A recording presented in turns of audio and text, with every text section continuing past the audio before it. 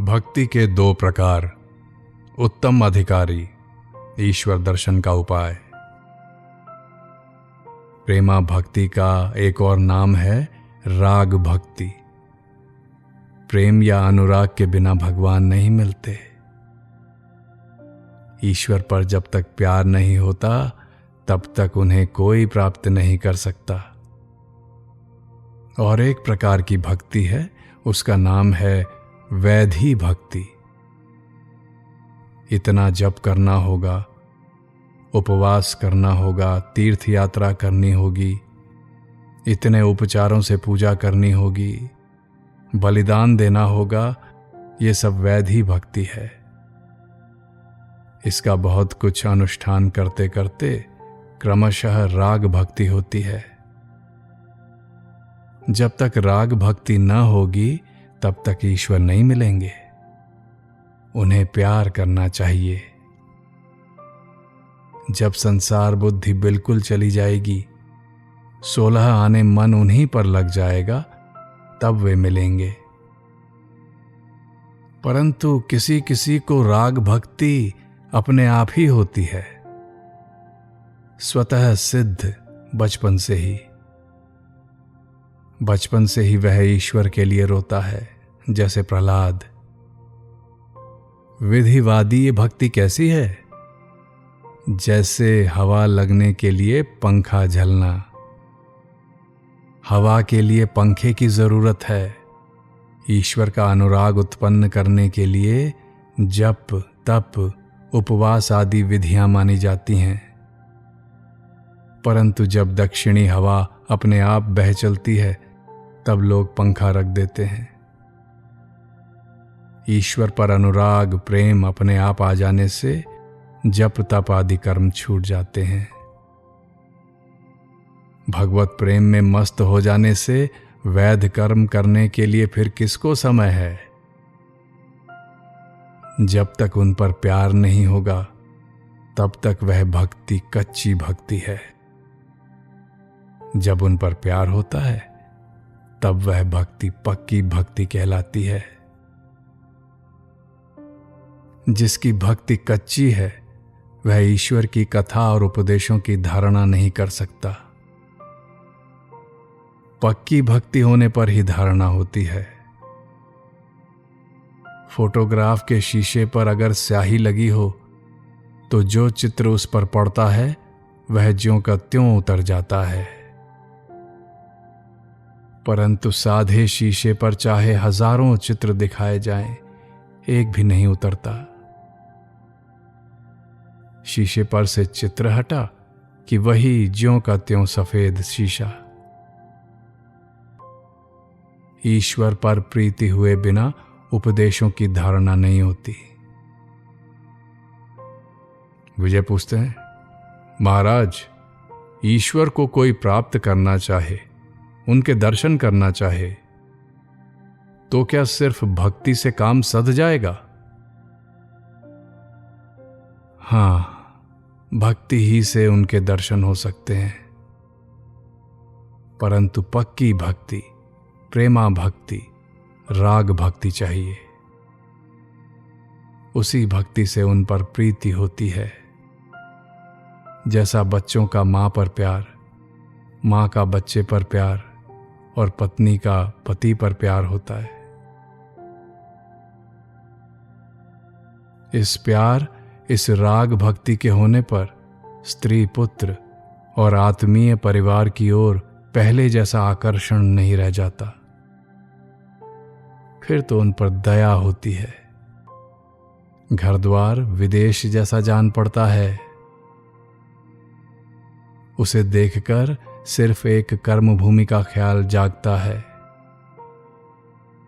जैसे घर देहात में और कलकत्ता है कर्म भूमि। कलकत्ते में किराए के मकान में रहना पड़ता है कर्म करने के लिए। ईश्वर पर प्यार होने से संसार की आसक्ति, विषय बुद्धि बिल्कुल जाती रहेगी। विषय बुद्धि का लेश मात्र रहते उनके दर्शन नहीं हो सकते। दिया सलाई अगर भीगी हो तो चाहे जितना रगड़ो वह नहीं जलती। 20 दिया सलाई व्यर्थ ही बर्बाद हो जाती हैं। विषय आसक्त मन भीगी दिया सलाई है। श्रीमती राधिका ने जब कहा मैं सर्वत्र कृष्णमयी देखती हूं, तब सखियां बोली, कहां, हम तो उन्हें नहीं देखती। तुम प्रलाप तो नहीं कर रही हो? वे बोली, सखियों, नेत्रों में अनुराग का अंजन लगा लो, तभी उन्हें देखोगी। श्री रामकृष्ण अब विजय से कहते हैं, तुम्हारे ब्राह्म समाज ही के भजन में है, प्रभो, बिना अनुराग के यज्ञ यागादि करके क्या तुम्हें जाना जा सकता है? यह अनुराग, यह प्रेम, यह सच्ची भक्ति, यह प्यार यदि एक बार भी हो तो साकार और निराकार दोनों मिल जाते हैं। विजय पूछते हैं, महाराज, क्या किया जाए जो ईश्वर दर्शन हो? श्री रामकृष्ण कहते हैं, चित्त शुद्धि के बिना ईश्वर के दर्शन नहीं होते। कामिनी कांचन में पड़कर मन मलिन हो गया है, उसमें जंक लग गई है। सुई में कीच लग जाने से उसे चुंबक नहीं खींच सकता। मिट्टी साफ कर देने से ही चुंबक खींचता है। मन का मैल नेत्र जल से धोया जा सकता है। हे ईश्वर, अब ऐसा काम न करूंगा, ये कहकर यदि कोई अनुताप करता हुआ रोए तो मैल धुल जाता है। तब ईश्वर रूपी चुंबक मन रूपी सुई को खींच लेता है। तब समाधि होती है, ईश्वर के दर्शन होते हैं। परंतु चेष्टा चाहे जितनी करो, बिना उनकी कृपा के कुछ नहीं होता। उनकी कृपा बिना उनके दर्शन नहीं मिलते। और कृपा भी क्या सहज ही होती है? अहंकार का संपूर्ण त्याग कर देना चाहिए। मैं करता हूं, इस ज्ञान के रहते ईश्वर दर्शन नहीं होते। भंडार में अगर कोई हो और तब घर के मालिक से अगर कोई कहे कि आप चलकर खुद चीजें निकाल दीजिए, तो वो यही कहता है तो वहां एक आदमी, फिर मैं क्यों जाऊं? जो खुद कर्ता बन बैठा है, उसके हृदय में ईश्वर सहज ही नहीं आते। कृपा होने से दर्शन होते हैं। वे ज्ञान सूर्य हैं। उनकी एक ही किरण से संसार में यह ज्ञान आलोक फैला हुआ है। उसी से हम एक दूसरे को पहचानते हैं और संसार में कितनी ही तरह की विद्याएं सीखते हैं। अपना प्रकाश यदि वे एक बार अपने मुंह के सामने रखें तो दर्शन हो जाएं। सार्जेंट रात के अंधेरे में हाथ में लालटेन लेकर घूमता है, पर उसका मुंह कोई नहीं देख पाता। पर उसी लालटेन के उजाले में वो सबको देखता है और आपस में सभी एक दूसरे के मुंह देखते हैं।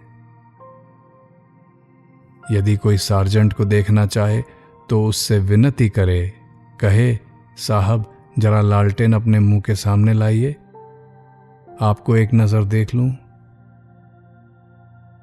ईश्वर से प्रार्थना करनी चाहिए कि भगवान, एक बार कृपा करके आप अपना ज्ञान आलोक अपने श्रीमुख पर धारण कीजिए, मैं आपके दर्शन करूंगा।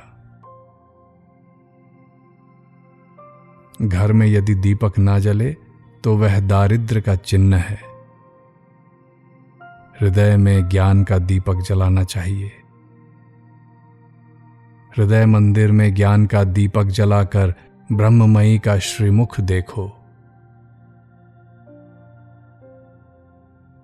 विजय अपने साथ दवाई भी लाए हैं, श्री रामकृष्ण के सामने पिएंगे।